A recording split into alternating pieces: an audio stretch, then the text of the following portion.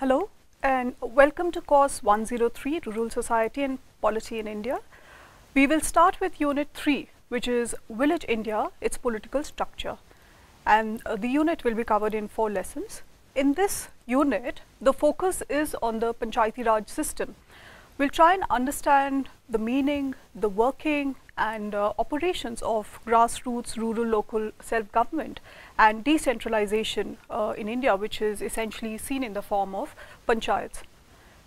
Historically, self-governance of villages has existed in India, and in the present lesson, lesson 1, we will cover this past context of contemporary panchayat system in India, and we'll try and become aware of the evolution of the Panchayati Raj system in India. The other lessons in the unit include the 73rd Amendment Act, what are the provisions that are given in it. Lesson 3 would be on the structure, mandate and role of panchayats, and lesson 4 will be on the successes and challenges of the Panchayat Raj system. The present lesson is structured in the following way. We look at how villages were governed before the British period and move on to understand what are the measures that were undertaken by British for village self-governance. We'll also look at Mahatma Gandhi's concept of Gram Swaraj, then move on to see what were the steps and reforms that were undertaken in post-independence India, briefly have a look at the community development program, and thereafter we will understand the role and the recommendations proposed by different committees, notable among them the Balwant Rai Mehta Committee and the Ashok Mehta Committee. Independence must begin at the bottom. Thus, every village will be a republic or panchayat having full powers. It follows therefore that every village has to be self-sustained and capable of managing its affairs, even to the extent of defending itself against the whole world. Mahatma Gandhi. This quote of Mahatma Gandhi, it highlights that every village should be self-sustained and it should be capable of managing its own affairs, its own development and other challenges. Now, in a country like India, where there are 6.5 lakh villages and the context of each village can be very different, in such a scenario, village level administration or governance becomes a huge challenge. So, to address this challenge, there is an effective governance at the grassroots or village level, and India follows the system of Panchayati Raj, where the Panchayat Raj institutions are constituted of local representatives. They understand the local context and issues, and this system also ensures participation of local people, and it ensures democracy at the grassroots level, and it's an example of decentralization of power. Now, let us understand what does decentralization mean. So, in India we have different levels for administrative purposes, for development, other purposes. We have the center, we have the state, we have the district, block and the village.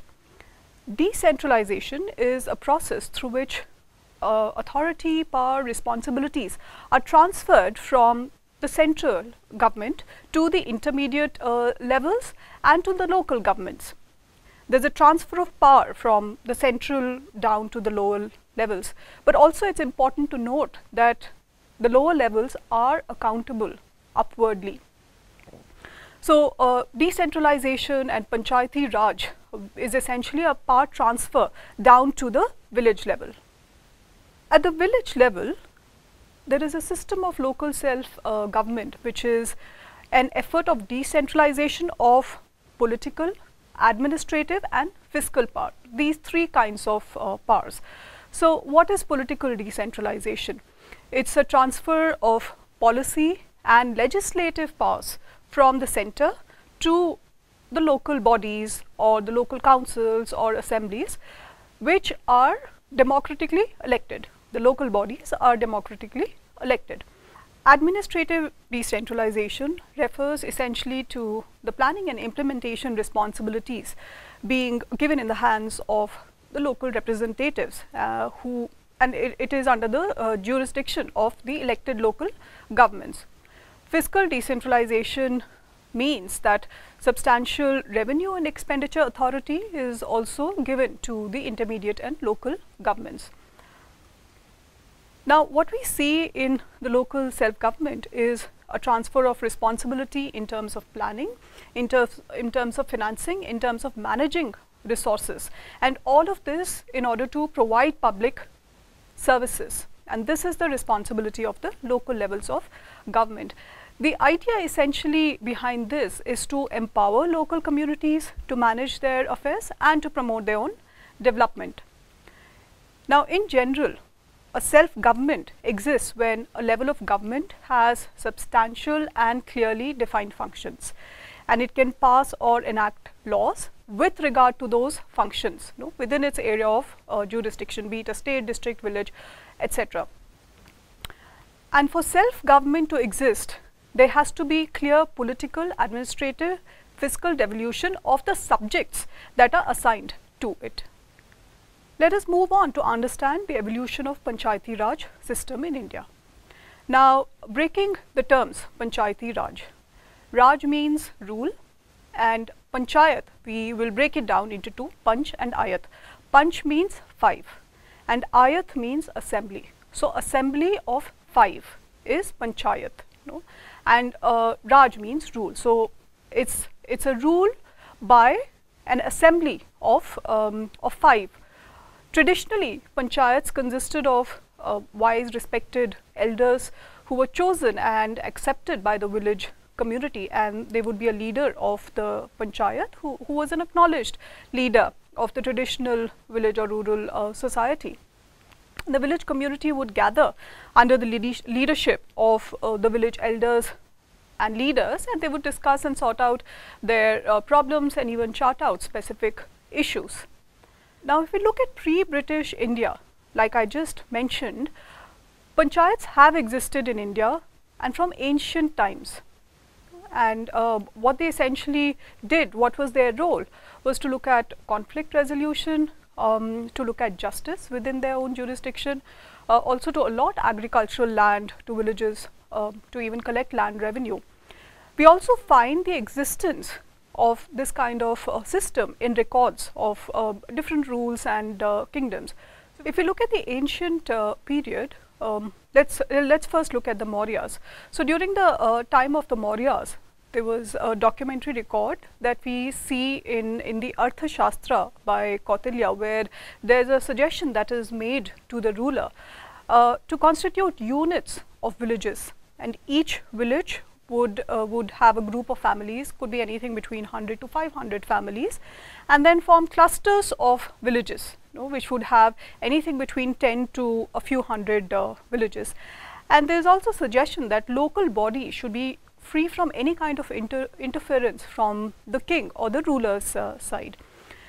So, in Chandragupta Maurya's regime, we find instance of decentralization and the existence of village as the smallest unit of governance. There is also a Gramik, or the head of the village, who was elected by the people of the village. During the Gupta period, also we see the existence of the Gramik, or the village head, and village as the smallest unit of governance. Even here there are records which mention glimpses of this. Also there are terms like Gram Sabha, like Gram Janpad, Janpad meaning people, and Panch Mandli, again referring to group of 5 or assembly of 5. These kind of terms are also mentioned in records. In South India, during the Satvahana kingdom, local bodies were there for governance in not just villages but also in cities.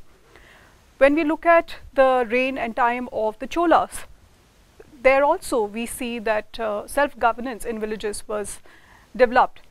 The Nadu Parishads were representative bodies which were responsible for maintenance of villages. Even in northeast India, there were small republics which were very independent in internal and local matters. Now, when we move to the medieval period, there again we see village as the smallest unit, which was managed and looked after by the Lambardar or the Patwari, or even the Chowkidar. The villages had sufficient powers of self-governance in their territory. and the agricultural produce from villages was a very important source of revenue for the state. Now, what changed during the medieval period was revenue collection. This was reformed. Panchayats no longer had the power to collect taxes, but they retained authority to resolve conflicts and to dispense justice. During the British time, in the early part of the British rule, the relevance of panchayats diminished. We see the introduction of a new legal and judicial system. There were also newer institutions or systems for revenue collection. But in the second half or the latter half of the British rule, there were several steps that were taken to set up the formation of formal local bodies, and the key efforts in this direction were the Lord Mayo's resolution of 1870, Lord Ripon's resolution of 1882, the Montague-Chelmsford reforms, and Government of India Act 1919 and the Government of India Act 1935. We'll look at these briefly. In 1870, Lord Mayo, who was the then Viceroy, he passed a resolution for decentralization of power. There was a need that was felt that in order to meet demands of people, greater administrative efficiency was required, and therefore a need for decentralization. But the primary objective behind this was also to augment imperial finances. Around this time, a significant step was taken in Bengal to revive traditional village panchayat system, and the Bengal Chaukidari Act of 1870 was passed, which called for setting up of panchayat of nominated members in the villages. In 1882, Lord Ripon passed a resolution which highlighted the need for rural local boards. Two-thirds of the membership of these boards would be of elected non-official representatives, and they would be presided over by a non-official chairperson. So we see that the role of rural local administration was elevated, and the term self-government was given importance. In 1906, the Indian National Congress under the president of Dadabhai Naoroji set self-government as a political goal. In 1907, British government formed a 6-member commission on decentralization, and Shri R.C. Dutt was a member of this commission. He was the only Indian member of this commission. The report of this commission was released in 1909, and it actually elaborated on the Ripon resolution and recognized the importance of panchayats in governance of India.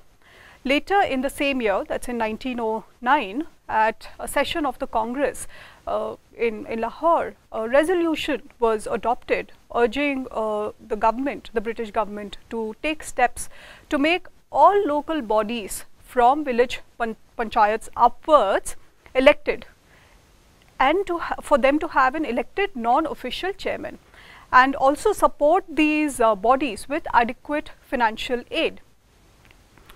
Later, in a few years later, in 1913, in a session in Karachi, the Indian National Congress adopted a resolution wherein they expressed disappointment that decentralization had just remained on paper and the British government was not taking adequate steps towards it. And this disappointment was echoed again in 1917, where the Congress highlighted the inefficiency of the bureaucracy and for not doing enough to implement decentralization. The Montague-Chelmsford reforms of 1919 and the Government of India Act of 1919 proposed local self-government as a transferred subject, that is, brought self-government under Indian ministers in the provinces. The idea was to make local self-government fully representative and responsible, and it also highlighted that there should be, as far as possible, complete popular control in these local bodies, and they should have independence from outside control. The Government of India Act of 1935 was very critical because it provided for provincial autonomy, and there was subjects which were brought under the provinces, and you saw the federal, provincial and concurrent lists.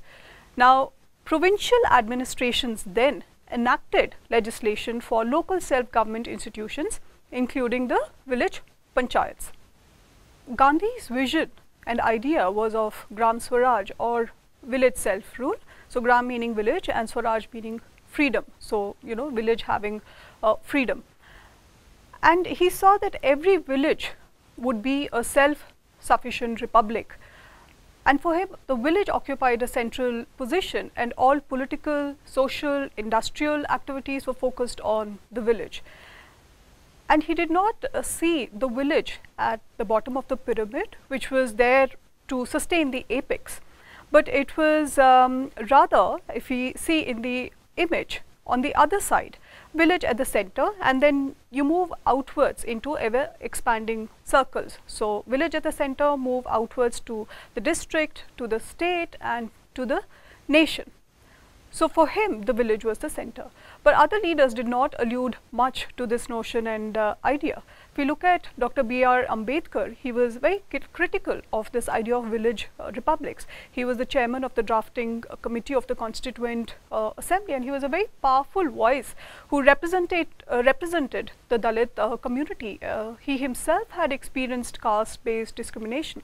And he strongly opposed the idea of village panchayats, because for him villages were a source of oppression, and empowerment of village institutions would have meant dominance of the upper castes, who would continue to exploit lower castes and the marginalized.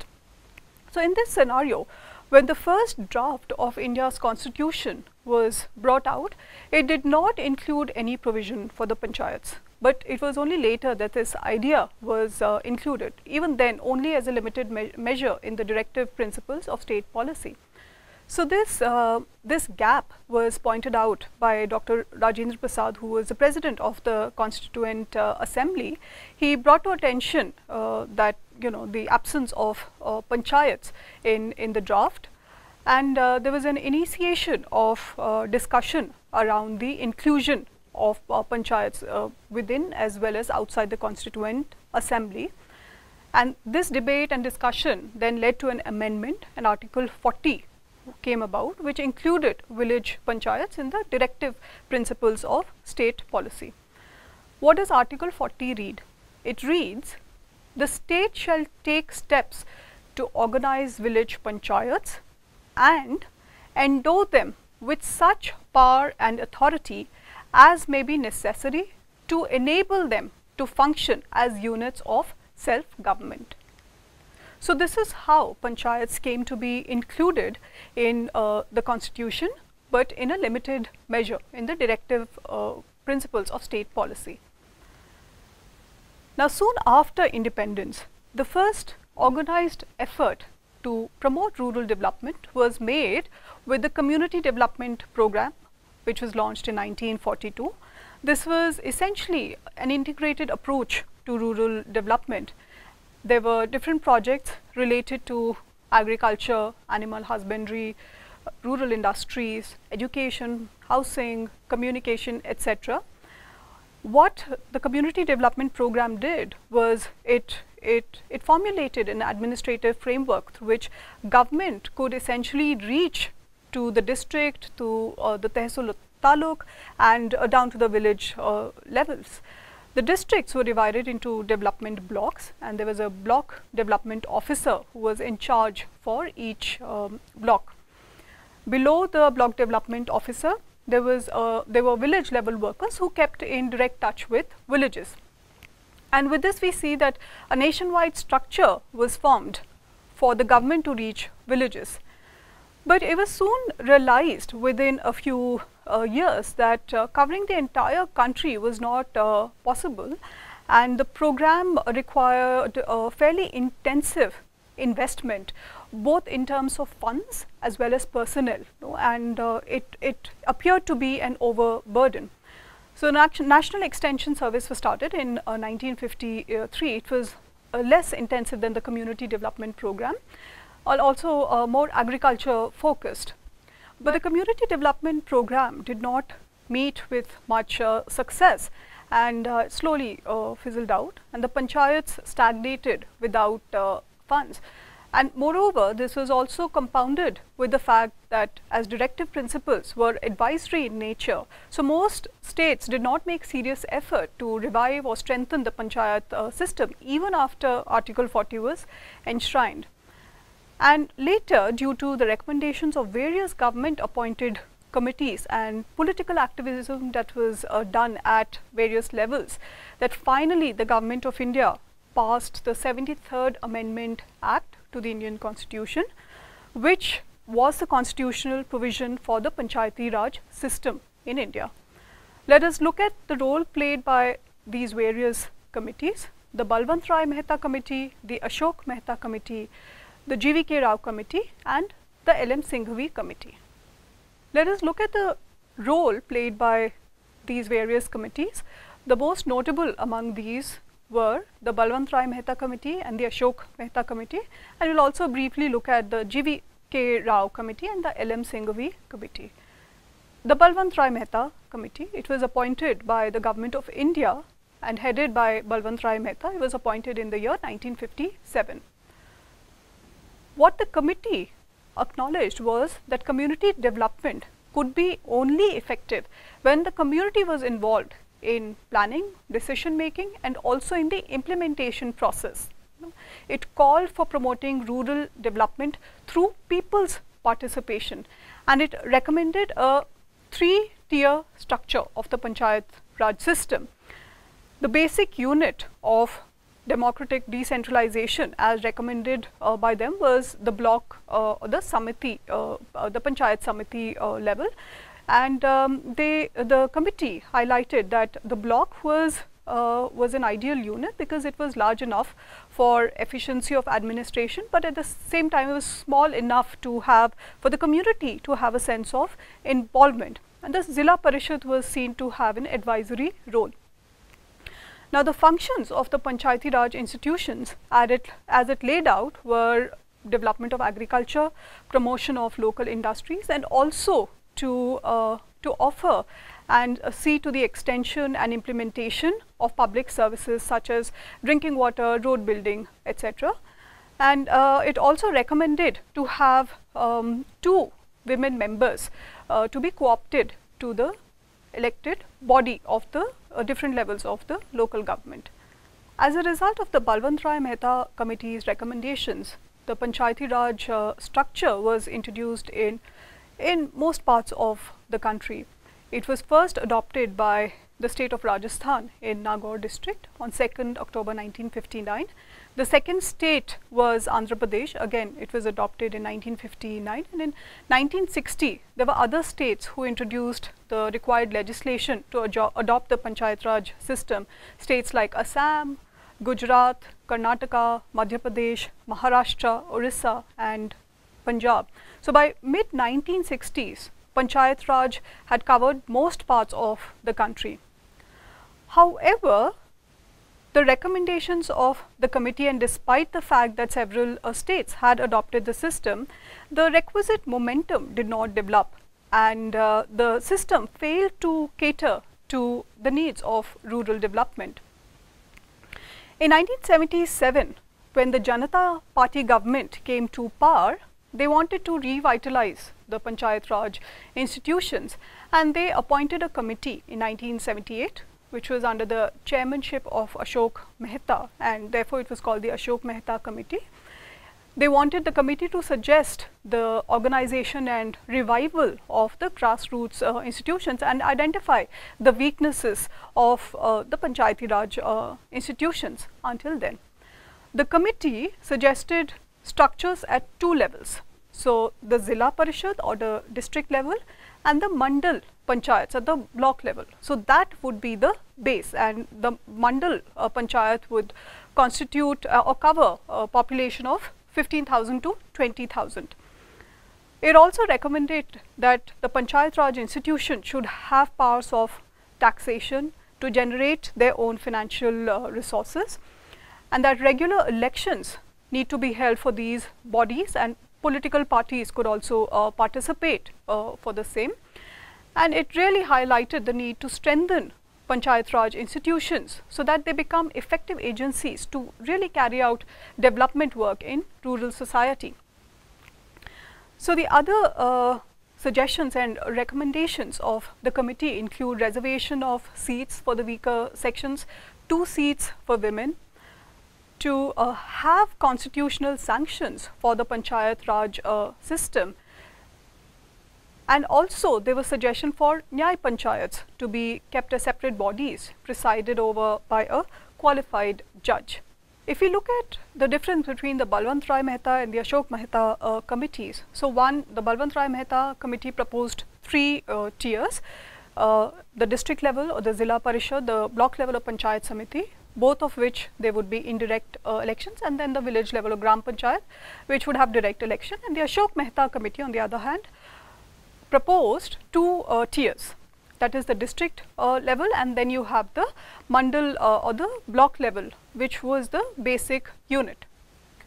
When the Janata government fell out of power, the recommendations of the Ashok Mehta committee failed to come to effect.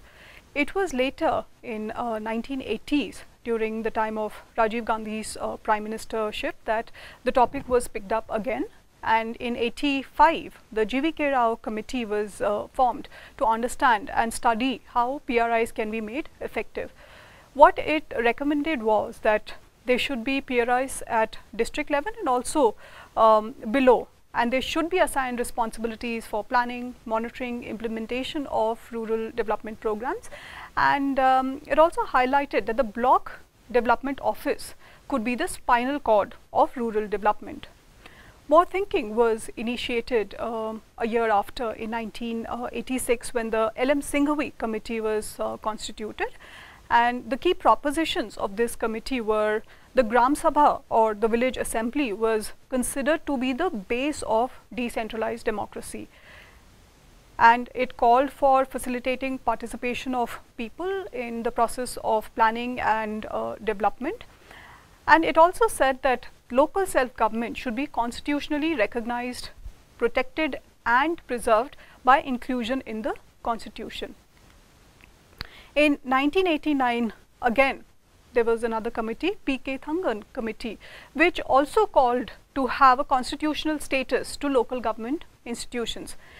From then on, we see that a concerted effort was made to strengthen Panchayati Raj institutions through constitutional amendment, so that it gave an all India uniform pattern. As a result, in 89, the 64th Amendment Bill was put forward in the Parliament during Rajiv Gandhi's time, but this did not get passed. It was only later in 1993, during the time of Prime Minister P.V. Narasimha Rao, that the 73rd Amendment Act to the Constitution was passed by the Parliament.